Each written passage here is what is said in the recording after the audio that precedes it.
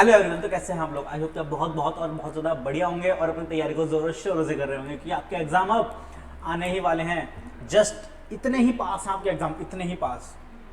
और मैं आपकी इस परेशानी को दूर करने के लिए एवीजे अकेडमी की तरफ से लेकर के आया हूँ पूरी इकोनॉमिक्स का रिवीजन।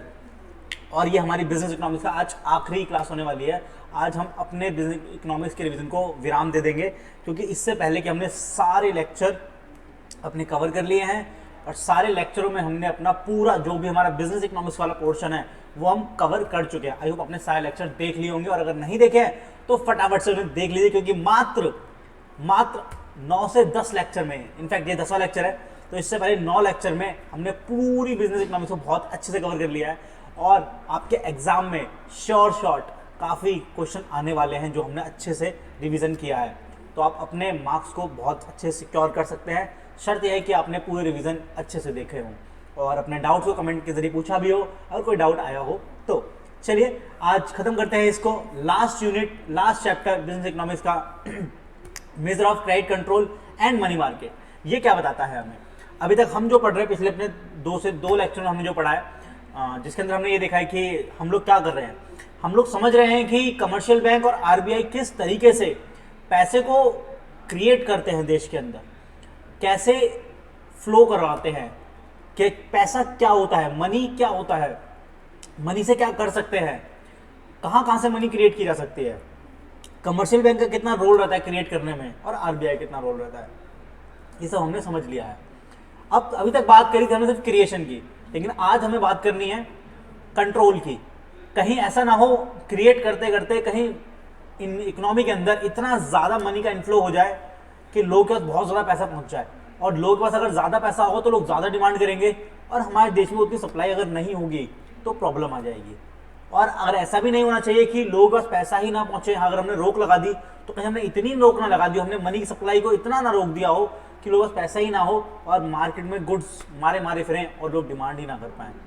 तो इन दोनों को एक बैलेंस पर ला के रखना और एक बैलेंस क्रिएट करना ही कहलाता है मनी का कंट्रोल करना। तो एक कंट्रोल कौन करता है और कैसे करते हैं, ये हम देखने वाले हैं। प्लस इस चैप्टर के अंदर आपको एक नए टॉपिक के बारे में बताया जाएगा, मनी मार्केट, कि मनी की भी कोई मार्केट होती है। जी हाँ, मनी मार्केट नाम की एक चीज होती है, वो भी पढ़ना है हमें। चलिए पहले मनी कंट्रोल को समझ लेते हैं फिर मनी मार्केट को भी समझेंगे, तो आपको ओवरव्यू मिला होगा कि हम पढ़ने क्या वाले हैं। ये है हमारा एकदम आखिरी टॉपिक। चलिए तो पहले शुरू करते हैं कि हमारे पास क्या क्या क्रेडिट कंट्रोल करने के मेजर हैं। यानी क्रेडिट कंट्रोल मतलब क्या होता है कि जो बैंक्स हैं, जो कमर्शियल बैंक्स होते हैं, वो लोन प्रोवाइड करते हैं। वो क्या करते हैं, जनता को लोन देते हैं। उनके पास पैसा कहाँ से आता है? उनके पास पैसा आता है जो नॉर्मल डिपॉजिटर्स होते हैं, वो जमा करते हैं बैंक में पैसा, और बैंक वाले डिपॉजिट लेके आम जनता से वो प्रोवाइड करवा देते हैं जो लोग लोन लेने आते हैं, उन लोगों को, बोरोवर्स को। तो अब इनके बीच में कैसे तालमेल बनाया जाए और कैसे कंट्रोल किया जाए इन दोनों को, जिससे क्या हो, लोग एक सफिशिएंट अमाउंट में जमा भी कर पाए और बैंक एक सफिशिएंट अमाउंट में लोन भी दे पाए, ना ज्यादा ना कम। इसी प्रक्रिया को समझाने के लिए हमें पढ़ना है मेजर्स ऑफ क्रेडिट कंट्रोल। ठीक है, क्रेडिट माने लोन देना, तो कैसे कंट्रोल किया जाएगा, ज्यादा करना है तो ज्यादा और कम करना है तो कम। तो credit creation bye commercial bank, पहले तो यहां समझाया गया कि कमर्शियल बैंक कैसे क्रेडिट क्रिएशन करता है। बहुत सिंपल सी बात है, जो मैंने आपको बोल के बताया वो यहाँ पे लिखा है इन शॉर्ट, कि जो नॉर्मल आम जनता है, हाउस होल्ड्स हैं, उनके पास पैसा बचता है, वो लोग बैंक में जमा रखते हैं। ठीक है, वो लोग बैंक में जमा कर देंगे, बैंक वाले लोन दे देंगे। जैसे कि अगर हम बात करें ये एक आदमी है, ठीक है, चुन्नू लाल, ठीक है, मिस्टर चुन्नू लाल, इन्होंने क्या करा, अपना पैसा बैंक में जमा कर दिया। सपोज करो इन्होंने 1000 रुपये जमा कर दिए, ठीक है, और मानते हैं कि एक ही आदमी भी इकोनॉमी के अंदर है, असम्पशन 1000 रुपये। अब जब 1000 रुपये चुन्नू लाल ने बैंक में जमा कर दिए तो क्या हुआ होगा? अब अगर 1000 के 1000 ही बैंक ने लोन दे दिया किसी बिजनेसमैन को, तो क्या होगा? बड़ी दिक्कत हो जाएगी ना। होगा क्या? बहुत दिक्कत हो जाएगी दोस्त। क्या दिक्कत हो जाएगी? सपोज करो आज इसने, चुन्नू लाल ने 1000 रुपये दे दिए बैंक को, सेविंग कर दी, और बैंक ने उसी दिन किसी और को लोन दे दिया। अब चुन्नू लाल जी अगले दिन ही पहुंच गए, लाओ जी मुझे ना 1000 में से 200 रुपये मेरे विड्रॉ करवाने हैं, मुझे नहीं पैसे वापस चाहिए, मुझे कुछ काम है। अब बैंक के पास तो है ही नहीं, अब बैंक के पास तो है ही नहीं, बैंक ने तो पूरे 1000 रुपये ही क्या कर दिया, आगे ट्रांसफर मार दी किसी और को, बदले बैंक ने इंटरेस्ट कमाएगा। अब चुन्नूलाल को पैसा कहाँ से दे, ये दिक्कत आ गई। बैंक ने कह दिया हमारा पैसा आपके पास, आपका पैसा हमारे पास है ही नहीं, हमने किसी और को लोन दे दिया, तो चुन्नूलाल को तो विश्वास ही उठ जाएगा इस दुनिया पे से, है ना। अब इसी समस्या से बचने के लिए क्या हुआ, क्रंच आ गया ना ये तो एक तरीके से, चुन्नूलाल को पैसे नहीं मिल रहा, उसका पैसा उसे ही नहीं मिल रहा। बताओ कैसी अजीब और गरीब बात है। सोच रहा है कि बैंक में पैसा सेफ रहेगा, बल्कि यहाँ तो पैसा अनसेफ हो गया पूरी तरीके से। तो अब क्या कर सकते हैं ऐसी सिचुएशन ना आए, इसीलिए आरबीआई पिक्चर में आती है और हमें कुछ ज्ञान देके जाती है। वो कहते हैं देखो बैंक ने जो 1000 रुपये लिए है ना, इसमें से 20%, अजम्पशन 20%, फिक्स नहीं है, कुछ भी हो सकता है कम ज़्यादा, हम 20% मान रहे हैं। मान लो 20% का क्या करा, 20%, 20% आरबीआई ने कहा जी ये ना मेरे पास रख दो, या फिर इसका रिजर्व की फॉर्म में रख दो, 20% पैसा रिजर्व की फॉर्म में रख दो, ठीक है। तो कितना पैसा रिजर्व की फॉर्म में रख दिया, 200 रुपये, ठीक है। अब बैंक के हाथ में कितना पैसा बचा, 1000 में से 200 तो यहां पे आ गए रिजर्व की फॉर्म में, तो सिर्फ कितना ही लोन दे सकती है बैंक, अब 800 रुपये का लोन दे सकती है। तो ये 800 रुपये का लोन देंगे किसी और को। अब अगर चुन्नूलाल जी अब आ जाएंगे पैसे मांगने अपने 200 रुपये, तो अब तो बैंक बताएगा भी नहीं कि मैंने आपको पैसा किसी को लोन पे दे रखा है। ऐसे ही हजारों लाखों करोड़ों लोग बैंक में पैसा रखते हैं, ऐसे हजारों लाखों लोग भी बैंक से लोन लेने जाते हैं। तो कोई भी कभी भी बैंक के पास आ सकता है अपना पैसा वापस निकालने के लिए। इसलिए क्या किया गया कि कुछ सर्टेन सम बना दिया गया, वो आपको क्या रखना होता है, रिजर्व की फॉर्म में रखना होता है। कल को कोई पैसा मांगना है तो आप उसको उसका पैसा चुका पाओ, ठीक है। और अगर कम हुआ तो आप किसी दूसरे बैंक से लोन लेकर के दिखा सकते हो, लोन लेकर के बैंक क्या कर देगी, चुका देगी आपको पैसा, मतलब दे देगी, आपको पता भी नहीं चलेगा। तो ये जो पूरी प्रक्रिया है यही क्या है, क्रेडिट क्रिएशन की प्रक्रिया है, पहली बात तो, ठीक है। और दूसरी बात यहाँ पे एक और टर्म आया था, ये रिजर्व वाला है। इस रिजर्व को क्या बोलते हैं, इस रिजर्व को बोलते हैं लीगल रिजर्व रेशियो। क्या बोलते हैं, लीगल रिजर्व रेशियो, यानी लीगल तौर पे बैंक को इतना रिजर्व तो अपने पास बना के रखना पड़ता है। फिर इसके आगे दो पार्ट हो जाएंगे, एक सीआर और एसएलआर के नाम से, ये अभी हम पढ़ेंगे तब आपको समझ आ जाएगा, ठीक है। तो ये प्रक्रिया पूरी यही कहलाती है। तो कमर्शियल बैंक एग्जाम में क्वेश्चन कैसा आएगा कि कमर्शियल बैंक को हम और क्या कहते हैं, डीलर या क्रेडिटर, डीलर और क्रेडिटर दोनों कह सकते हैं, डीलर या क्रेडिटर कह सकते हैं, ठीक है। It can create credit create कर रहा है या नहीं कर रहा, लोगों को लोन देकर क्रिएट कर रहा है, क्रेडिट को क्रिएट करे जा रहा है, ठीक है। एक्सपेंड कर रहा है monetary base of a country, very good. It does so not bye issuing new money, ये नई मनी जनरेट नहीं करता, ये उसी पैसे को बार बार लोन दे देता है, ठीक है। वही पैसा मार्केट में फ्लो हो रहा है। वो चुन्नूलाल के 1000 रुपए वही उसने बैंक में जमा करे, वही 1000 रुपए बैंक ने आगे भेजे, तो हुआ क्या है 1000 रुपए, बट इकोनॉमी में फ्लो कितनी बार हो गए, 2 बार हो गए, ठीक है। तो यही कहना चाह रहे हैं कि डबल हो गया। Bank process of credit creation, sorry, bank create money on the base of cash deposit. तो बैंक जो है मनी क्रिएट कैसे करता है, उसके पास जो डिपॉजिट आता है उसके आधार पे, ज्यादा डिपॉजिट होगा तो बैंक ज्यादा लोन दे पाएगा, कम डिपॉजिट होगा तो कम लोन दे पाएगा, सीधी बात है। The process of credit creation is that the depositor think they have so much money with the bank, तो वो सोचते हैं कि बैंक के पास बहुत पैसा पड़ा है, एंड बोरोवर फ्रॉम बैंक से they have so much money with them, तो लगता है कि हमारा बहुत पैसा है कि हम बैंक से कभी लोन ले सकते हैं, और डिपॉजिट कहते हैं कि हमने तो बहुत पैसा बैंक में जमा कर रखा है, बढ़िया हो गया। तो देखो इन दोनों को जोड़ दो, we find amount more than the cash deposit है 1000 रुपये। देखो हो क्या है, जिसने जमा किया वो कह रहा है अरे मेरे 1000 रुपये तो सेव है बैंक में, कोई दिक्कत नहीं है। बोरोवर क्या कह रहा है, अरे मैं तो लोन लेके आया हूँ 800 रुपये का, क्या दिक्कत है, बैंक तो और लोन दे देगा मेरे को। तो लोगों की नजरों में क्या है, दोनों को अगर ऐड कर दे, डिपॉजिट का मैंने मेरे 1000 रुपये बैंक में जमा है, बोरोवर ने कहा कि मैं 800 रुपये बैंक से लेके आया हूँ, तो उनको क्या लग रहा है बैंक के पास कितने रुपए, 1800 रुपये कहीं ना कहीं, ठीक है। तो ये समझ की बात है थोड़ी सी, बाकी हमें लिखना कुछ नहीं है, जो हाईलाइट करा है आपको ये टर्मिनोलॉजी पता होनी चाहिए अच्छे से, बस और कुछ नहीं। हाँ, अब बात करते हैं ये एलआरआर के 2 पॉइंट क्या हो सकते हैं, सीआरआर और एसएलआर। हालांकि ये मैंने तुम्हें बता दिया पिछले यूनिट में, सीआरआर यानी कैश रिजर्व रेशियो, यानी कुछ पैसा क्या करना, आरबीआई के पास रखना, यानी इस 20% में से भी, 200 में से भी आरबीआई ने कहा एक काम करो, इसमें से 110 रुपये क्या करो मेरे पास जमा करा दो, तुम्हारा भरोसा नहीं है, ठीक है, और इसे बोल दिया सीआरआर। और बोला कि बाकी 90 रुपये क्या करो, एसएलआर क्रिएट कर लो, स्टैट्यूटरी लिक्विड रेशियो, यानी जो highly convertible in cash securities हैं उनमें इन्वेस्ट कर दो, जरूरत पड़ने पर उन्हें बेच देना और आप पैसे चुका देना। तो लेकिन आपको इतना तो 200 रुपये तो रखने पड़ेंगे, कुछ सीआरआर की फॉर्म में और कुछ एसएलआर की फॉर्म में, ठीक है। आई होप क्लियर हो गया। ये फिर वही वाला एग्जाम्पल दे रखा है, आप इसे रीड कर सकते हैं इजीली, ठीक है। हाँ, अच्छा, अब एक बात यहाँ पर ये लास्ट वाली हमको बतानी चाहिए मेनली, ये जो प्रोसेस, ये चक्कर चलता ही रहेगा ऐसे करके, डिपॉजिटर आएगा जमा करेगा, बैंक लोन दे देगा किसी और को, फिर ऐसे कोई आएगा, फिर ये चक्कर चलता ही रहेगा नॉर्मली ना। तो at time will come when deposit sum will be equal to CRR। तो जो इनिशियल डिपॉजिट है, इनिशियल डिपॉजिट 1000 रुपए, जब ये CRR के बराबर आ जाएंगे उस पॉइंट पे हम कह देंगे ये प्रोसेस है, ये खत्म हो गई। तो आपको ये पता है प्रोसेस खत्म हो जाती है जब हमारा जो इनिशियल डिपॉजिट वो CRR के बराबर आ जाता है बस। अब लिमिटेशन क्या है क्रेडिट कंट्रोल के, देखो ये जनरली डिपेंड करता है बहुत सी चीजों पे। तो much depend on the mix of the CRR। Credit creation is inversely related to the CRR। Credit creation जो है वो डायरेक्टली किस पे डिपेंड है, CRR पे, और वो भी किस तरीके से, इनवर्सली प्रोपोर्शन तरीके से। देखो जैसे सिंपल सी बात है, तो मैं एक बात समझा ही देता हूं आज। देखो ये बैंक है और ये RBI है, ठीक है, ये बैंक हो गया और ये RBI हो गया। बैंक के पास 1000 रुपए थे, लोगों ने जमा करे बैंक के पास 1000 रुपए, ठीक है। RBI ने कहा कि भाई आपको 20% जमा करना है मेरे पास एज ए CRR की फॉर्म में, तो इस 1000 में से 200 रुपये तो कहाँ चलेगा, RBI के पास चले गए, ठीक है। अब बचे कितने इनके पास, बैंक के पास सिर्फ 800 रुपये। तो अब ये कितना पैसा जमा करा सकते हैं, यानी कितना पैसा लोन दे सकते हैं, सिर्फ 800 ही तो लोन दे सकते हैं। अब कल को सोचो RBI क्या कह दे, RBI कह दे एक काम करो भाई, अब तुम 200 रुपये नहीं, अब तुम मेरे पास 400 रुपये जमा करोगे, यानी 40%। तो अब इनके पास कितना पैसा बचा, सिर्फ 600।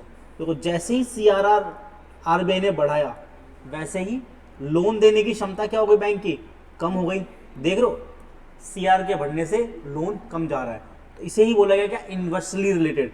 उल्टा कर दो इसका, अगर RBI क्या कर दे, अगर RBI इस 200 रुपए की जगह बैंक हो जाए, बैंक एक काम करो, सिर्फ मुझे 50 रुपए जमा कराओ CRR की फॉर्म में, ज्यादा नहीं।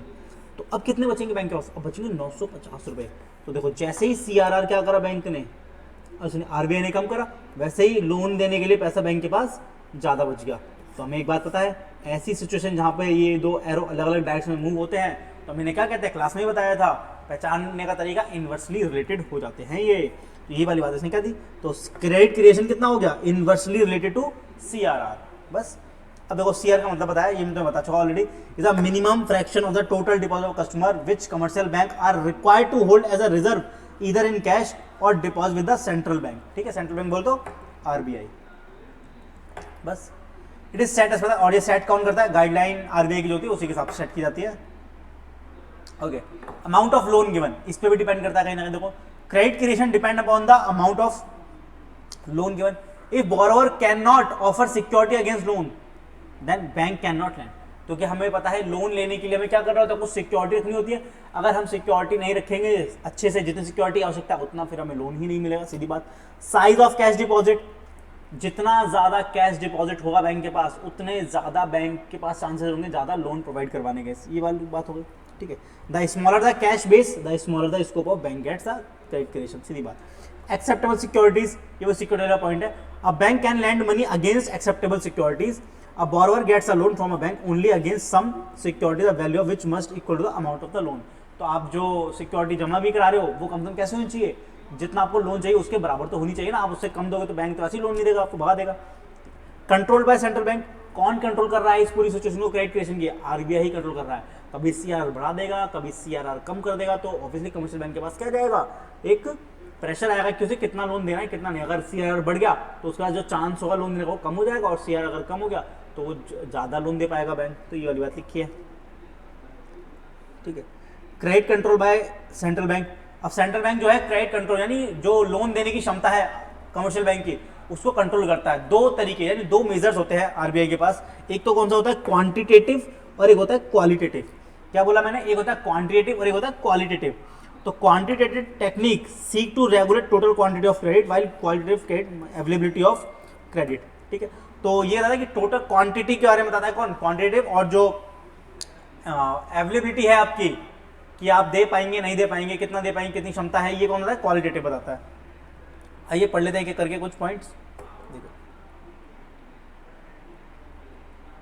पहला, open market operation. Open market operation मतलब क्या होता है, इसके अंदर अगर RBI को लगता है कि हमें मार्केट में अगर लोगों के पास पैसा पहुंचाना है या लोगों के पास पैसा ज्यादा है, तो हमें लोगों से पैसा खींच लेना है। लोगों से पैसा खींच लेना मतलब कि मार्केट में मनी की सप्लाई ज्यादा है। देखो मार्केट में मनी की सप्लाई ज्यादा है। मनी की सप्लाई ज्यादा कब होती है, बहुत सिंपल सी बात है कि अगर लोगों के पास पैसा ज़्यादा होगा, पैसा ज़्यादा होगा तो वो डिमांड ज़्यादा करेंगे, डिमांड ज़्यादा करेंगे तो इन्फ्लेशन ऑटोमेटिकली क्या हो जाएगी, राइज हो जाएगी, इन्फ्लेशन राइज हो जाएगी, और सप्लाई क्योंकि उतनी होती नहीं है। तो अब आरबीआई के देखिए यार, लोगों से बहुत ज़्यादा पैसा है, एक काम करते हैं लोगों से और कमर्शियल बैंक से भी, यार कमर्शियल बैंक के पास भी ज़्यादा डिपॉजिट आ गए हैं तो सबने पैसा मंगा लिया, लोगों जब पैसा ही कम हो जाएगा तो डिमांड ही क्या कर देंगे, कम कर देंगे, तो लोगों की परचेसिंग पावर ही कम कर देते हैं। तो इसके लिए एक टेक्निक होती है जिसे ओपन मार्केट ऑपरेशन बोला जाता है, OMO, जिसके अंदर आरबीआई क्या करती है, आरबीआई एंड गवर्नमेंट क्या करते हैं, अपनी सिक्योरिटीज को सेल करते हैं, ठीक है, सिक्योरिटी को सेल करेंगे मार्केट में, वो भी किसी मार्केट में, गवर्नमेंट सिक्योरिटीज ऑब्वियसली, ठीक है। तो अब ये जो लोग हैं ये क्या करेंगे, ये सिक्योरिटीज खरीद लेंगे, और जब आप कोई सामान खरीदते हैं तो आपके पास से पैसा क्या होता है, जाता है ना, पैसा क्या होता है, आउटफ्लो हो रहा होता है, पैसा चला जाएगा, तो इनके पास से पैसा कम हो जाएगा अगर इन्होंने सिक्योरिटीज खरीदी, और सिक्योरिटीज का एक पैसा ब्लॉक हो गया, ये तो इन्वेस्टमेंट होगा एक तरीके से, तो लोगों का पैसा कम हो जाएगा जैसे हम कोई सामान खरीदेंगे, और आरबीआई के पास उनका पैसा आ जाएगा, तो लोगों का क्या हो गया, पैसा कम हो गया, तो डिमांड भी क्या कर देंगे ये लोग, अब कम कर देंगे, इन्फ्लेशन एडजस्ट हो जाएगा। तो यही बोला गया, जब आरबीआई को लगता है कि मार्केट में लोगों का बहुत ज़्यादा पैसा है तो उनसे पैसा अगर लेना है, उनका पैसा अगर कम करना है, तो गवर्नमेंट की सिक्योरिटीज को क्या करो, बेच दो मार्केट में, जो कमर्शियल बैंक भी खरीद सकता है और जनता भी खरीद सकती है। और अगर लग रहा है कि भाई कि मार्केट में हमें क्या करना है, लोगों के पास पैसा पहुंचाना है, लोगों के पास पैसा बहुत कम है, तो क्या करेंगे, आरबीआई या गवर्नमेंट क्या करेगी, अपनी गवर्नमेंट सिक्योरिटी को खरीद लेगी, और जब खरीदेगी तो क्या हो जाएगा, पैसा देना पड़ेगा, तो पैसा वापस हाथ में आ जाएगा, लोग डिमांड कर देंगे। तो ये वाली बात है, इसको सिचुएशन में बोलता है ओपन मार्केट ऑपरेशन। देखो, it implies purchase and sale of securities in the stock market, ठीक है, while the central bank appear in the market as a seller of government securities. तो कौन कर रहा है हरकत, आरबीआई क्या कर रही है, अपनी गवर्नमेंट सिक्योरिटीज को बेच रही है। People bye such securities by withdrawing money from bank और बैंक्स देमसेल्फ, और बैंक खुद भी इन्वेस्ट कर सकते हैं सिक्योरिटीज में इंस्टेड ऑफ ग्रांटिंग लोन। देखो लोगों के पास पैसा ही नहीं पहुंचा। इन इधर case of power of creating credit will be restricted, दोनों ही सिनेरियो में क्या हो जाएगा, जो क्रेडिट क्रिएशन है वो क्या हो जाएगी, कम हो जाएगी, रिस्ट्रिक्ट हो जाएगी। और इसका उल्टा कर दो, इधर central bank buy securities then लोगों के पास पैसा पहुंच जाएगा हाथ में। तो ये एग्जांपल दिया हुआ है वो 100,000 वाला, देख लेना एक बार, रीड कर लेना इसको, इसमें टाइम वेस्ट नहीं करते हैं, ठीक है। Credit expansion depend upon the external business environment and borrower attitude over which bank have no influence, ठीक है, जिसके ऊपर बैंक का कोई इन्फ्लुएंस नहीं होता, जो भी एक्सटर्नल एनवायरनमेंट होता है उसके बैंक का कोई इन्फ्लुएंस होता है, नहीं होता भाई, सीधी बात है तो, ठीक है। वेरिएशन ऑफ रिजर्व रेशियो, अब जो रिजर्व रेशियो में चेंजेस होते हैं उनके वजह से भी क्या होता है, कंट्रोल किया, सीआरआर में चेंज कर दिया, एसएलआर में चेंज कर दिया, अभी बताया था ऊपर ही समझाया था सीआरआर। तो आरबीआई इस तरीके से क्या कर सकता है, कंट्रोल कर सकता है। अगर आरबीआई को लग रहा है कि भाई लोगों के पास बहुत पैसा है, लोगों के पास, या फिर कमर्शियल बैंक ज्यादा लोन दे रहा है, तो क्या करो, कमर्शियल बैंक का सीआरआर बढ़ा दो, सीआरआर बढ़ जाएगा तो उन्हें क्या करना पड़ेगा, ज्यादा पैसा रिजर्व में रखना पड़ेगा, और कम पैसा उनके हाथ में बचेगा तो कम लोन दे पाएंगे। तो बस ये हो गया। और अगर आरबीआई को लग रहा है कि भाई लोगों को ज्यादा पैसा बचाना है, कमर्शियल बैंक लोन कम दे रहा है, तो सीआरआर को घटा दो, रिजर्व ज्यादा कम हो जाएगा, तो क्या हो जाएगा, लोन देने के लिए पैसा ज्यादा बचेगा। बस commercial bank are largely bound to keep a portion of their deposit in the form of cash reserve. It is the most liquid asset in their hands and at the same time it is zero earning asset, ठीक है, zero earning asset है एक तरीके से। By altering the CRR central bank can expand और reduce the fund bank can lend, तो कम ज़्यादा करके उसे एडजस्ट कर सकता है आरबीआई कमर्शियल बैंक की पावर को, ठीक है। अब आते हैं ये थे क्वांटिटेटिव मेजर्स। अब बात करते हैं क्वालिटेटिव क्रेडिट कंट्रोल्स की। क्वालिटेटिव क्रेडिट कंट्रोल के अंदर सबसे जो पहला पॉइंट आएगा वो आएगा मोरल सुएशन, लेकिन उससे पहले क्वालिटेटिव कैरेक्टरिस्टिक्स क्या होते हैं ये पढ़ लो एक बार। Central bank also possess certain technique by which it can control the direction and distribution of credit, purpose wise और एरिया वाइज। तो भाई पर्पज वाइज कि हमारा पर्पज क्या है, और एरिया वाइज कि हमें किस एरिया में रिस्ट्रिक्शन लगानी है, तो हम वो उस हिसाब से कंट्रोल कर सकते हैं, ठीक है। The purpose of selective control is the rational allocation of scarce bank credit and its economic utilisation. तो और पर्पज क्या है इसका, कि हमें क्या करना है, जो हमारे पास रिसोर्स स्कैर्स होते हैं उनका सही तरीके से यूटिलाइजेशन होना चाहिए। फर्दर सेक्टोरियल डेवलपमेंट या sectoral development of credit and controlling in other directions for the purpose of preventing speculative activities with the help of bank finance and favoring productive activities. These techniques are very helpful in less developed economy. ये जो techniques होती है कहाँ पर helpful होती हैं, जो under developed economy है उनके यहाँ पर। Where overall credit restriction may hinder growth by preventing the flow of credit for investment. सीधी बात है। अब देखो पहला पॉइंट क्या होता है क्वालिटेटिव क्रेडिट क्रिएशन का या क्वालिटेटिव कंट्रोल का, मोरल सुएशन।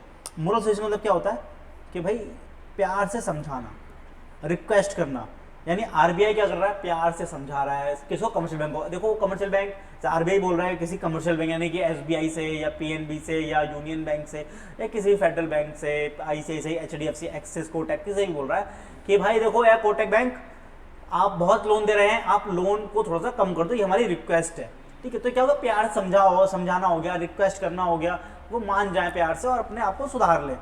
तो अगर सुधार लेंगे तो ठीक है, नहीं सुधारेंगे तो आरबीआई क्या करेगा, डंडा उठाएगा फिर, ठीक है। एक तरीके से रिक्वेस्ट किया, रिक्वेस्ट माना नहीं माना तो कमर्शियल बैंक के अपने हाथ में, लेकिन ये रिक्वेस्ट कैसी रिक्वेस्ट होती है, ये रिक्वेस्ट ऐसी होती है कि आपको माननी ही पड़ेगी, नहीं मानोगे तो आरबीआई फिर दूसरा रास्ता अपनाता है। देखो is a qualitative technique, exam में क्वेश्चन आ सकता है विच of the following is a qualitative technique, 3 option जाएंगे क्वांटिटेटिव के और एक हो जाएगा ये मोरल सजेशन। तो आपको पता होना चाहिए कौन से क्वांटिटेटिव में और कौन से क्वालिटेटिव में है, ये इंपॉर्टेंट बात है। Central bank request bank to lend more और not to lend some sector, तो कह सकते हैं भाई ज्यादा लोन दो इस सेक्टर में, फिर भाई ज्यादा लोन मत दो इस सेक्टर में, जो भी आरबीआई की मर्जी होगी according to market situation. There is no legal compulsion behind their acceptance, तो भाई कोई लीगल कंपल्सन तो नहीं है कि कमर्शियल बैंक उसे क्या करें, एक्सेप्ट करें। बट जनरली अगर आरबीआई ने रिक्वेस्ट करी है तो भाई फिर तो कुछ ना कुछ गड़बड़ है ना, अगर आरबीआई कह रहा है करने का तो करने का, ठीक है। तो the guardian of the bank system, क्योंकि आरबीआई क्या है, पिताजी है ऑफ ऑल बैंक, और पापा की बात, पापा ने अगर प्यार से रिक्वेस्ट भी है तो भी माननी ही पड़ेगी, अगर नहीं मानोगे तो वो फिर मनवाएंगे अपने तरीके से, तो गलत बात हो जाएगी, ठीक है।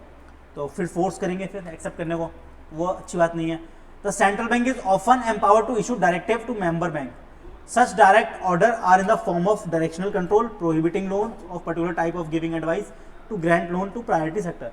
तो डायरेक्शन हो सकती है, ऑर्डर हो सकता है आरबीआई की तरफ से कि भाई इसको ये करना है, इसको नहीं करना, कि भाई कंट्रोल करो इस जगह पे या प्रोहिबिट करो, इस जगह पे लोन देना ही नहीं है, इस सेक्टर में लोन देना ही नहीं है। तो जिस भी टाइप से आरबीआई समझाना चाह रहा है वो सब आ जाएगा इसके अंदर। तो ये था हमारा क्रेडिट कंट्रोल का पॉइंट अभी तक का। अब हमें इसके आगे बढ़ना है और देखना है मनी मार्केट का मतलब क्या होता है। तो मनी मार्केट का मतलब क्या होता है, आइए पढ़ते हैं, ठीक है। देखो money market is the nerve centre of financial system. Money market क्या है, पूरे जो इकोनॉमिक सिस्टम है, फाइनेंशियल सिस्टम है, उसकी नर्वस है या उसकी नर्व है एक तरीके से। Well organised money market is the basis for an effective monetary policy. अगर कोई मनी मार्केट अच्छे से ऑर्गेनाइज होकर के चल रही है तो वो बहुत एक अच्छी बात है, इफेक्टिव रहता है मॉनेटरी पॉलिसी के लिए। मनी मार्केट मोबिलाइज सेविंग, ये क्या करती है, सेविंग को मोबिलाइज करती है from different source and make them available for investment. यानी अलग अलग जगह से, अलग अलग लोगों से पैसा लेते हैं, रिसोर्स करते हैं और फिर सही जगह पे इन्वेस्ट करने की कोशिश करते हैं। It is the mechanism through which fund flow from surplus unit into deficit unit in the economy, ठीक है। अब meaning of money market are functioning कर सकते 2 पार्ट, 2 पार्ट में तोड़ सकते हैं, money market and capital market.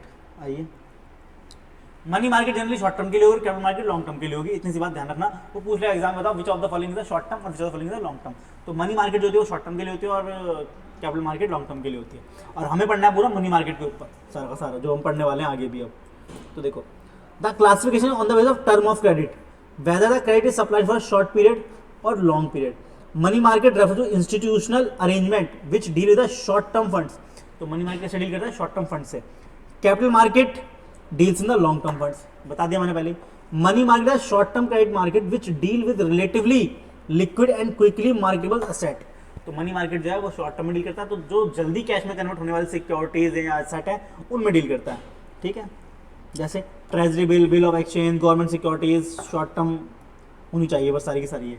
अब according to Mister Crowther, the money market is a collective name given to various firm and institution that deal with the various grade of near money. तो एक near money का काम करते हैं सारे के सारे। आरबीआई ने डिफाइन करा मनी मार्केट, सही से ये पता होना चाहिए। देखो, as the centre for dealing mainly of a short term character in monetary asset, it means the short term requirement of borrower and provide liquidity of cash to the lender. तो क्या short term के लिए होता है और ये liquidity provide किसको करता है, लेंडर को और बोरोवर को, ठीक है, सीधी बात है। Objective of money market, objective क्या है भाई इसका, इक्विलिब्रियम मैकेनिज्म प्रोवाइड करना शॉर्ट टर्म सरप्लस और डेफिसिट के दौरान। Provide a focal point for the intervention of the central bank for influencing liquidity in the economy. Economy के अंदर जो लिक्विडिटी का जो पॉइंट है, इन्फ्लुएंस करने वाला जो पॉइंट है, उसकी तरफ अटेंशन लेकर के आना आरबीआई का। Provide access to user of short term money to meet the requirement reasonable price, और जो यूजर हैं जो शॉर्ट टर्म के लिए पैसा चाहते हैं उनको रीजनेबल प्राइस पे पैसा ऑफर एक्सेस करवाता है ये, ठीक है। मनी मार्केटिंग के कुछ कैरेक्टरिस्टिक्स क्या हो गए, short term fund borrowed and land, short term के लिए पैसा लिया दिया जाता है। कोई फिक्स प्लेस नहीं होता ऑपरेशन का। इवन फोन पे भी हम कह सकते हैं भाई हमें पैसा चाहिए, आओ दे दो, ठीक है हो जाएगा। डीलिंग में भी कंडक्ट विद और without the help of broker, broker की आवश्यकता भी नहीं पड़ती है। The short term financial asset are the dealt in the close substitute for money. तो शॉर्ट टर्म फाइनेंशियल एसेट है वो किसमें डील करते हैं? क्लोज सब्स्टिट्यूट, जो मनी के क्लोज सब्स्टिट्यूट उनमें डील करते हैं। Funds are loan for a maximum period of 1 year. तो इसमें ये वाली बात सबसे इंपॉर्टेंट रही अभी तक कि कितने समय तक के लिए हम लोन दे सकते हैं मनी मार्केट के अंदर। तो मैक्सिमम टाइम लिखा है 1 ईयर, ना कि मिनिमम। ध्यान रखना क्या लिखा है, मैक्सिमम 1 साल। 1 साल से ज्यादा के लिए हम आपको लोन नहीं दे सकते। 1 साल के अंदर अंदर आप पैसा वापस करेंगे तो आपको लोन मिल जाएगा इसके इस स्कीम के तहत। Presence of large number of सब मार्केट। अब मार्केट होती है, फिर उसके अंदर सब मार्केट भी बहुत सारी होती हैं, तो ये सब भी इसके अंदर देखने को मिल जाता है, ठीक है। अब स्ट्रक्चर एंड फंक्शन क्या होते हैं इंडियन मनी मार्केट की बात कर ले। अभी तो नॉर्मल मनी मार्केट की बात कर ली हमने, अब बात करते हैं भारतीय मनी मार्केट की क्या हाल चाल है। फंक्शन ऑफ मनी मार्केट ये कह क्या है, लिंक प्रोवाइड करता है बोरोवर एंड लैंडर के बीच में short term fund. It is purely a market for short term, ये बता चुके हैं, बहुत बार बोल दिया, इग्नोर, ठीक है। ये वर्किंग कैपिटल रिक्वायरमेंट को फुलफिल कराता है, चाहे इंडस्ट्री हो, ट्रेड हो, agriculture. It provide financial asset with high degree of liquidity. ये करता है फाइनेंशियल एसेट प्रोवाइड करवाता है जो कि हाई डिग्री की लिक्विडिटी होती है इसके अंदर, जैसे कि call money, treasury bill, commercial bill etcetera. फिर government to raise short term loan with treasury bill market. Government भी क्या कर सकती है, लोन रेज कर सकती है या पैसा रेज कर सकती है शॉर्ट टर्म के लिए इस मनी मार्केट के तहत। It is controlled by RBI.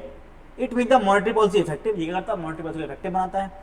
Opportunities for lending the surplus fund of individual banker and other institution. तो सबके लिए क्या एक तरीके से एक अपॉर्चुनिटी है ये लैंड करने की।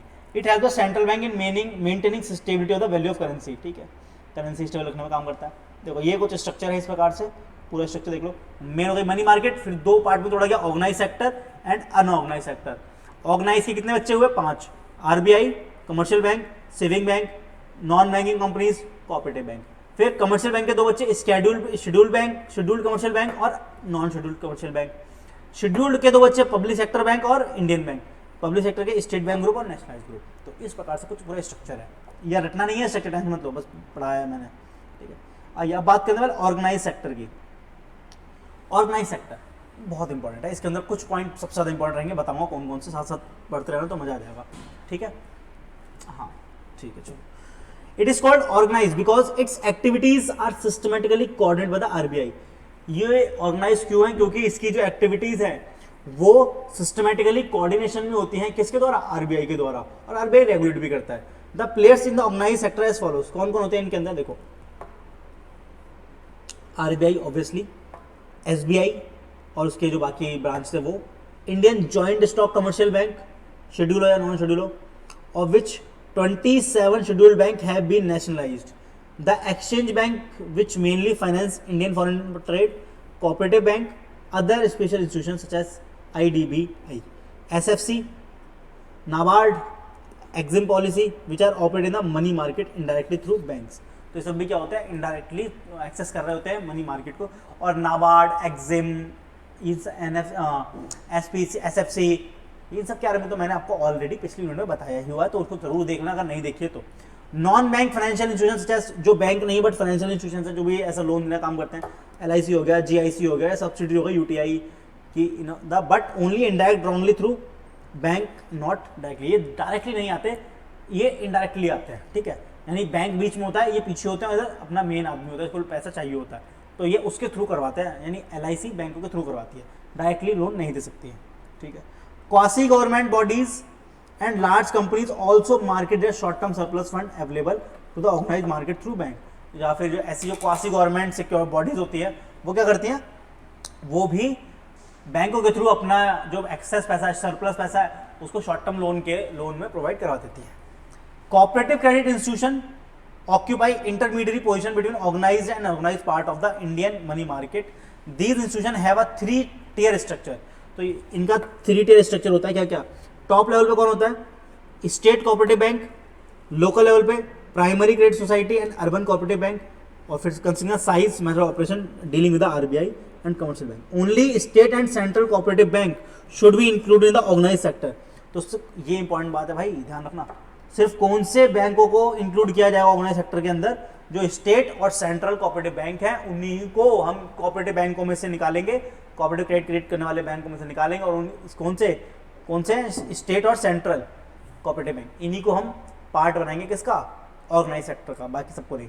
Cooperative society at the local level are only loosely linked with it, ठीक है, वो बहुत अच्छे से नहीं, मतलब ढीले तरीके से कनेक्ट होते हैं इससे, ठीक है। Unorganised sector, the unorganised sector consist of indigenous bank, तो अनऑर्गेनाइज सेक्टर क्या होता है, जिसके अंदर बहुत सारे इंडिजीनियस बैंक होते हैं। इंडिजीनियस बैंक कौन से हो गए, जो प्रॉपर बैंक नहीं है, जस्ट लाइक जैसे कि कम्युनिटी ने, कुछ लोगों ने मिलकर के, कुछ कम्युनिटी ने अपनी कम्युनिटी बना करके बना लिया, एक तरीके से सभा बना ली और एक दूसरे को लोन दे रहे हैं आपस में, तो वो होता है अनऑर्गेनाइज, जिसका कोई लेखा जोखा ही नहीं है, ठीक है।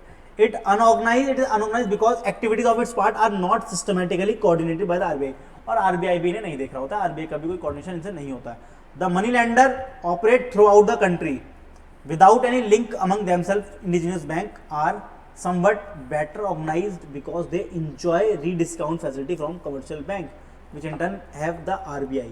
तो इनको अच्छे से ऑर्गेनाइज होना चाहिए, बट ये नहीं है। बोला गया कि अच्छे से ऑर्गेनाइज करवाना चाहिए, होना चाहिए, बट ये रियलिटी में नहीं है, ठीक है। तो ये भी क्या एक लूज लिंक है आरबीआई के बीच में और जनता के बीच में। कॉन्स्टिट्यूएंट्स ऑफ मनी मार्केट, क्या क्या चीजें मेन होती है मनी मार्केट में, एक तो लैंडर और एक बोरोवर, बस, ठीक है। Supply of fund and demand for fund. There are two main source of supply of short term. तो शॉर्ट टर्म के लिए जो सप्लाई होती है फंड्स की, वो कहां से होती है, एक तो देखो unorganised sector, unorganised indigenous sector हो गया और ऑर्गेनाइज मॉडर्न सेक्टर हो गया। डिमांड फॉर फंड की कहां से आ रही है भाई, बोरोइंग तो बहुत सारे लोग, सरकार को भी पैसा चाहिए, स्टेट गवर्नमेंट को पैसा चाहिए, लोकल बॉडी को चाहिए, है ना, trader, industrial, farmer, exporter, importer, agriculture, general public, सबको पैसा चाहिए। बट सप्लाई के लिए क्या है, सिर्फ दो ही रास्ते हैं यहाँ पर, इंडिजिनियस सेक्टर और ऑर्गेनाइज सेक्टर, ठीक है। अब सब मार्केट की बात करने वाले हैं, ऊपर सब मार्केट पढ़ा था, तो सब मार्केट मतलब क्या होता है देख लो एक बार, ठीक है। Sub market of organise money market, यानी जो ऑर्गेनाइज मनी मार्केट है उसके अंदर भी सब मार्केट्स होती हैं, जैसे call and notice money market. ये वाला पॉइंट सबसे ज्यादा इंपॉर्टेंट है इस पूरे सब मार्केट में से। The call and notice market constitute the core of the Indian money market. तो इसको क्या बोला जाता है, इंडियन मनी मार्केट का कोर बोला जाता है। कोर यानी कि सबसे इंपॉर्टेंट अहम हिस्सा। Call money represent the amount borrowed by commercial bank. Call money का मतलब क्या होता है, जो अमाउंट बोरो करा है किसने, कमर्शियल बैंक ने। किससे बोरो करा है, किसी दूसरे कमर्शियल बैंक से। किस पर्पस के लिए, शॉर्ट टर्म पर्पस के लिए। क्यों, क्योंकि वो अपने कैश रिजर्व रिक्वायरमेंट को मीट करना चाह रहे थे। तो कैसे पहचाने कॉल मनी को, कि किसी कमर्शियल बैंक यानी कि एचडीएफसी ने लोन लिया है एक्सिस बैंक से, ठीक है। क्यों लिया है, अपने जो रिजर्व हैं उनको, उनकी जो रिक्वायरमेंट है वो फुलफिल करनी थी, पहली बात तो। और किसी शॉर्ट टर्म के लिए। शॉर्ट टर्म भी कितना देना, कितना शॉर्ट टर्म होगा अभी दिखेगा आपको यहाँ पे, ठीक है, 14 डेज तो कहीं होगा ये। Those bank who cash reserve decline below the statutory requirement below, such bank surplus cash reserve, ठीक है। Funds are borrowed and lent for 1 day and for a period up to 14 days without any collateral security। तो एक दिन से लेकर के 14 दिन तक के बीच के लिए जो लोन दिया जाता है, कहां पर दिया जाता है, कॉल मनी के अंदर दिया जाता है। एक दिन, मिनिमम एक दिन, और मैक्सिमम कितना, 14 डेज। यानी मैंने अगर आज लोन दिया तो मैं आज ही क्या कर सकता हूँ, वापस मांग सकता हूँ अपना पैसा, भाई वापस करो पैसा एक दिन के अंदर, और चाहूँ तो 14 दिन, 14 दिन से ऊपर नहीं जाने देंगे भाई साहब, ठीक है। तो शॉर्ट नोटिस मार्केट, ओके। दूसरी क्या होती है, शॉर्ट नोटिस मार्केट। एक हो गई कॉल, अच्छा, द मार्केट हैज 2 सेगमेंट। इस मार्केट भी अपने कॉल मनी मार्केट के अंदर ही अपने सेगमेंट है, कॉल और ओवरनाइट मार्केट और short notice market. The rate at which funds are borrowed and lend in this market is called call money. और जिस रेट पे बिजनेस हो रहा होता है, यहाँ पे ट्रांसफर होती है, उसे बोलते हैं कॉल रेट, ठीक है, okay, call money rate. The rate is demand supply. और रेट कैसे आता है, डिमांड सप्लाई के आधार पर आता है। Second, commercial bill market. Commercial bill market कुछ नहीं बल्कि बिल्स ऑफ एक्सचेंज ही होता है कि एक ड्रॉअर ने बिल लिखा है ड्रॉई के ऊपर, ड्रॉई क्या करेगा, उसको पेमेंट करेगा, बस सीधी सी बात है। और वो अगर ड्रॉअर को पहले पैसा चाहिए तो वो डिस्काउंट कर सकता है बैंक से, फिर एट बैंक जाकर के पैसा निकलवा लेगी ड्रॉई से। तो ये कहानी है कमर्शियल पेपर की, ठीक है। ट्रेजरी बिल मार्केट पढ़ लेते हैं। Treasury bill market, treasury bill are short term promissory note. ये क्या होते हैं, प्रोमिसरी नोट होते हैं, कैसे, for short term, by the government of India at discount generally for a period of 91 days. तो जनरली कितने दिन के लिए मिल जाता है, ये 91 डेज के लिए मिल जाता है, ठीक है। फिर बताया कि पहले कब कितने दिन के लिए था, फिर उसका दिन, ये इंपॉर्टेंट नहीं है हमारे लिए, ठीक है। हमें ये बताओ, these bill were issued as a part of public debt operation of government of India. They are issued at discount and therefore do not carry interest obligation. ये पहले ही डिस्काउंट पे इशू किए जाते हैं, जिससे क्या बाद में इन पे इंटरेस्ट ना दिया जाए, तो इन पे इंटरेस्ट नहीं होता है, इनमें पहले ही डिस्काउंट कर देता है। 100 किसी को पहले ही 70 रुपये में बेच रहे होते हैं, 30 रुपये डिस्काउंट आपको पहले ही दे देते हैं, इंटरेस्ट जो बाद में देते वो आपसे ले ही नहीं रहे हैं, ठीक है, वो खर्चे ही नहीं ले रहे, तो एक तरीके से वो कैरी ऑफ हो गया, ठीक है। Commercial paper on the recommendation of Vaghul working group, तो ये नाम बयान करना कि किसके ग्रुप के या किसके वर्किंग ग्रुप के आधार पर बात हुई है। On the recommendation of Vaghul working group commercial paper is introduced in the Indian money market in January 90। तो कमर्शियल पेपर पहली बार इंट्रोड्यूस कब हुआ था? जनवरी 1990 में। The need for the introduction of his instrument has arisen out of changing industrial scenario in the environment created by liberalisation policy of the government. The industrial sector launched plans of diversification. तो जैसे ही हम लोग 1991 में reform लेकर के आए थे, फिर हमारा दिमाग और तेज चलना शुरू हो गया, तो हमारा डाइवर्सिफाई भी करेंगे भाई साहब, एक्सपेंशन भी करेंगे भाई साहब, मॉडर्नाइजेशन भी करेंगे भाई साहब, ठीक है। This has led to an enhanced demand for fund to satisfy. तो इसके चक्कर में क्या हो, बहुत सारी डिमांड बढ़ गई हमारे पैसों की। The demands of commercial papers introduced, इसके लिए क्या कमर्शियल पेपर इंट्रोड्यूस किया गया। कमर्शियल पेपर क्या होता है? अनसिक्योर्ड प्रोमिसरी नोट होता है, ये unsecured promissory note issued by corporate entity. कौन इशू करता है? कंपनीज इशू करती हैं सिर्फ, ठीक है। To raise source for the short term need instead of borrowing from bank. तो बैंक से लेने से अच्छा इशू कर दिया हमने एक तरीके से, लाओ भाई आप पैसे दो, हमें कोई दिक्कत नहीं, जनता से मांगेंगे पैसा, ओके, ठीक है। CD certificate of deposit. The RBI introduce the certificate of deposit scheme in 1989। तो पहले कौन आया? पहले CD आई, फिर क्या आया? फिर अपना ऊपर वाला पॉइंट आया था जिसके अंदर हमने क्या था, कमर्शियल पेपर। पहले CD आई, फिर CP आई, ठीक है। The object is to further widen the range of money market instrument and give investor further opportunity to deploy their short term funds. तो एक तरीके से क्या, रेंज ऑफ मनी मार्केट को इसने और फर्दर वाइड कर दिया, इससे आपको और ऑप्शन रहे कि आप भी इसमें क्या करो, डिप्लॉय कर सकते हो शॉर्ट टर्म फंड को। CDs share are deposit receipt issued by the bank against deposit kept by individual. Deposit कौन करता है? Individual, companies, PSU and other institution. Non resident Indian can also subscribe CD but only on non repatriation basis. तो जो NRIs हैं वो भी क्या कर सकते हैं? वो भी CD में इन्वेस्ट कर सकते हैं, सब्सक्राइब कर सकते हैं। Interbank term deposit market, this is a market in which banks alone both commercial and cooperative bank participate. इसके ये इकलौती मार्केट है जहां पे commercial and cooperative bank participate कर सकते हैं, कर रहे हैं। They borrow and lend funds from and to each other for a period of 14 days. तो एक कितने दिन के लिए करते हैं एक दूसरे के साथ आप लोन की आदान प्रदान गिरी? 14 दिन के लिए, और जनरली अप टू 90 डेज। और कितना दिन बढ़ा सकते हैं? 90 डेज तक लेके जा सकते हैं। No collateral securities insisted upon the rate, यानी कोलेटरल सिक्योरिटी भी नहीं ली जाती है। The rate of interest and are market determined, और रेट ऑफ इंटरेस्ट डिसाइड होता है मार्केट के आधार पे। Deposit receipt are exchange as per the Indian bank association rules render purely, ठीक है सब, and this instrument is not liquid. हाँ, इंटरबैंक मनी ट्रांसफर क्या है? ये लिक्विड नहीं होता, यानी कैश में कन्वर्ट नहीं होता इतना easily, okay. Collateral loan market, it deals in the collateral loan. These loan backed up by security. In this market, commercial bank provide loans against the government securities and bonds. तो इसमें अगर आपको loan चाहिए तो आप किसके base पर देते? गवर्नमेंट सिक्योरिटी और बॉन्ड को आपको क्या रखना पड़ेगा? सिक्योरिटी रखना पड़ेगा, जैसे गिरवी रखना पड़ेगा, तो आपको लोन मिल जाएगा, ठीक है। अब देखो इतनी सब अच्छी बातें हैं मनी मार्केट में, बट फिर भी क्या है, इंडियन मनी मार्केट में कुछ डिफेक्ट्स हैं। क्या क्या? Dichotomy between organise and organise sector, difference है बिटवीन ऑर्गेनाइज और ऑर्गेनाइज अनऑर्गेनाइज सेक्टर के अंदर। ऑर्गेनाइज सेक्टर को तो आरबीआई कंट्रोल कर लेता है, लेकिन जो अनऑर्गेनाइज सेक्टर है उसके ऊपर तो आरबीआई का कोई हाथ ही नहीं है, उसके ऊपर तो आरबीआई पहुंच ही नहीं पा रहा है, तो वो तो अनकाउंटेबल रह गए वो तो। इसलिए मनी मार्केट क्या हो गई, हमारी बहुत छोटी हो गई, हम उसे लेके ही नहीं आ पाए सही जगह पे, हम उसको टैकल ही नहीं कर पा रहे हैं, ठीक है, छुपे रह जाते हैं। ये सारी बातें लिखी है देखो। तो कोई कोऑर्डिनेशन भी नहीं होता इनका, there is a little or no coordination cooperation between two sector. In such condition it is difficult for the RBI to ensure uniform. तो कोई यूनिफॉर्मिटी नहीं होती, कोई इफेक्टिव इंप्लीमेंटेशन नहीं होता है पॉलिसीज का, ठीक है। Predominance of unorganised sector, अब जैसा कि पता है कि अनऑर्गेनाइज सेक्टर छुपा हुआ है, पता ही चलता है कि अच्छा ये बैंक भी है या फिर ये लोन भी देता है, तो ऐसे तो कितने सारे लोग हैं। तो और मार्केट में हम अपने आसपास जो लोन लेने जाते हैं पहले इन्हीं लोगों के पास जाते हैं, फिर बैंक के पास, बैंक में काफी काम करना पड़ता है, पेपर वगैरह, यहाँ पे जैसा पैसा देकर सारा काम हो जाता है, ठीक है। Another important defect of the Indian economic market is its predominance of unorganised sector. These indigenous bankers constitute a large portion of the money market, remain outside the unorganized sector. तो क्या होता है, outside रही रहते हैं organise के बाहर। Therefore they seriously restrict the RBI's control over the money market. तो क्या करते हैं, आरबीआई कंट्रोल इन पे एप्लीकेबल ही नहीं हो पा रहा सही से, ये चीज है।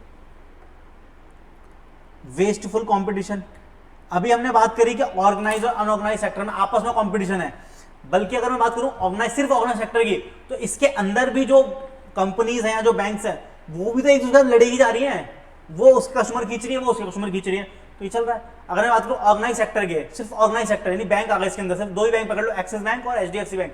तो एक्सिस बैंक क्या चाहेगी कि मेरे पास कस्टमर ज्यादा है कम है, ज्यादा है, तो क्या करेंगे, कट थ्रोट कॉम्पिटिशन होगा, हो जाएगा या नहीं हो जाएगा, कट थ्रोट कॉम्पिटिशन भी हो जाएगा। तो जितने भी बैंक्स हैं तो क्या करेंगे, वो एक दूसरे के ग्राहकों को, क्या कस्टमर को क्या करेंगे, लुभाने की कोशिश करेंगे और अपनी तरफ आकर्षित करना चाहेंगे, अपने बैंक की तरफ आकर्षित करना चाहेंगे, तो सब कॉम्पिटिशन में लगे हुए हैं। इससे क्या हो रहा है, प्रॉब्लम हो रही है, ठीक है। Wasteful exist not only between the organized and organized sector but also among the member of the two sector. The relation between various segment of the money market is not cordial. अब इनके बीच में जो relation होता है वो cordial नहीं होते हैं एक दूसरे में आपस में। They are loosely connected with each other and ये क्या होता है, बहुत ही नाम मात्र कनेक्ट होता है या बहुत ही मुश्किल से कनेक्ट होता है एक दूसरे के साथ। Competition exist between Indian commercial bank and foreign bank. हाँ, कॉम्पिटिशन जैसे इस तरीके से कमर्शियल बैंकों में भी है, वैसे कमर्शियल फॉरेन बैंकों के बीच में कॉम्पिटिशन देखने को मिल जाता है। Absence of all Indian money market, Indian money market has not organise into a single integrated all Indian money market. तो ऐसे कोई मार्केट अभी तक हम डेवलप नहीं कर पाए, इसको हम बोल सकें मनी मार्केट है पूरी तरीके से, तो ऐसे ऑल इंडियन मनी मार्केट है ही नहीं।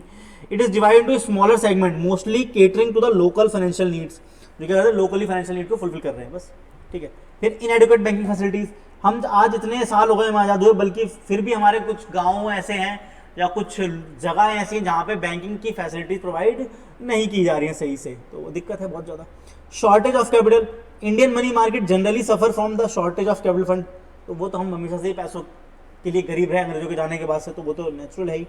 The availability of capital in the money market is insufficient, तो जो कैपिटल की अवेलेबिलिटी वो क्या इनसफिशियंट है, and to meet the need of industry and trade in the country, ठीक है, तो जाना पड़ेगा। Seasonal shortage of fund, a major drawback of the Indian money market is the seasonal stringency of credit and higher interest rate, ठीक है, during a part of the year.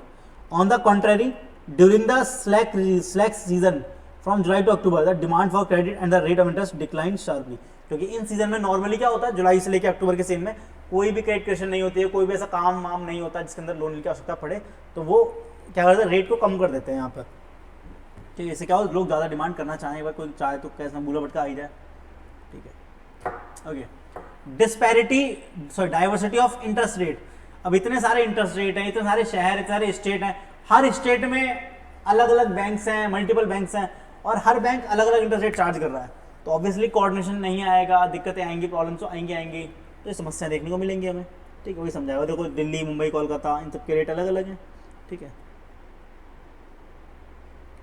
हाँ, absence of bill market, अब क्या है,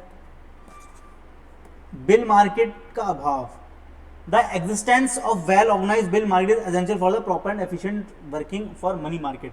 money market को अच्छे से काम में लाने के लिए जो हमारे पास सबसे इंपॉर्टेंट चीज़ है वो होनी चाहिए, बट वही नहीं है हमारे पास बिल मार्केट ही नहीं है, ठीक है। In spite of the serious efforts made by the RBI, the bill market in India has not been fully develop, तो डेवलप ही नहीं हो पा रही है जो बिल मार्केट है। जब बिल मार्केट डेवलप नहीं होगी तो ये जो मनी मार्केट है ये कहाँ से डेवलप होगी सही से।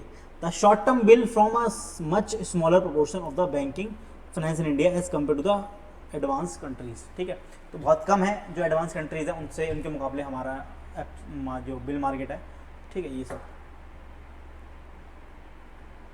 ओके। अब कैसे इंप्रूव कर सकते हैं भाई जो गलतियां हैं हमारे इंडियन इकोनॉमी के अंदर, आओ देख लो एक बार।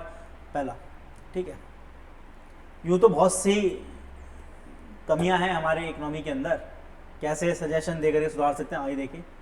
The activities of all the Indian bank should be brought under the effective control of RBI, तो जितने भी इंडिजीनियस बैंक है ना, जो कम्युनिटी बना कर घूम रहे हैं खाली बस ऐसे ही कि ठीक है कोई बैंक में नहीं है, किसी फाइनेंशियल इंस्टीट्यूशन में नहीं है, बट एक आम इंसान है, बट लोन देने का काम कर रहे हैं, तो उनको क्या लेकर, उनको आरबीआई कंट्रोल में लेकर के आओ पहले तो एक तरीके से। Hundis use the money market should be standardise and return in the uniform manner in order to all India money market. अगर आपको पूरे नेशनल लेवल, पूरे इंडिया लेवल पे आपको मनी मार्केट को क्या करना है, क्रिएट करना है या मनी मार्केट को सस्टेन करना है, तो जो हुंडीज होती हैं, हुंडीज एक प्रकार डॉक्यूमेंट होता है जो ये वादा करता है कि हम एक दूसरे को पैसा देंगे, ठीक है, भरोसे पे चलता है ये भी, ठीक है। तो एक स्टैंडर्डाइज होना चाहिए ये तरीका भी, और एक तरीके से कैसा होना चाहिए, रिटर्न उनमें होना चाहिए, तो अच्छे से डेवलप होगी money market. Banking facility should B expand specifically in the unbanked and neglected areas, तो बैंकिंग फैसिलिटी प्रोवाइड करवानी चाहिए उन एरियाज में जहां पे नहीं पहुंचे अभी तक banks. Discounting and rediscounting facility should be expand in a big way to develop the bill market in the country, तो ये जो बिल मार्केट जो है इसको भी एक्सपेंड करना चाहिए। For raising the efficiency of the economy for the money market, the number of the clearing house in the country should be increase at the working develop. तो जैसे जैसे एफिशिएंसी आप मनी मार्केट बढ़ाना चाहते हैं तो वैसे तो आपको क्या करना पड़ेगा, कंट्री के अंदर क्लियरिंग हाउसेज लगाने पड़ेंगे ज़्यादा से ज़्यादा। Adequate and less costly remittance facilities should be provided to the businessman to increase the mobility of capital. तो भाई एडिक्वेट पर्याप्त मात्रा में और जो सस्ते भी हो जाए, ज़्यादा महंगे भी ना हो, आपको वो प्रोवाइड करवाने पड़ेंगे बिजनेसमैन को, जो फैसिलिटीज़ हैं जिसके ज़रिए वो क्या कर सके, डेवलप कर सके और इंक्रीज कर सके अपने कैपिटल को। तो last point, variation the interest should be reduce. तो जो अलग अलग इंटरेस्ट रेट चल रहे हैं ना पूरे देश भर में, इन सबको कम किया जाए और इनको एक स्टैंडर्ड तरीके से लेकर के आया जाए। तो ये वाली बात थी हमारी इस पूरे यूनिट की। बस खत्म इसी के साथ, ठीक है, बस डन। तो आई गेस आपको समझ आया होगा कि हमने क्या पढ़ा, और इसी के साथ आपका बिजनेस इकोनॉमिक्स का पूरा सिलेबस खत्म हो जाता है। आप लोगों ने बहुत अच्छे से साथ निभाया और अच्छे से अपने पढ़ाई करी होगी।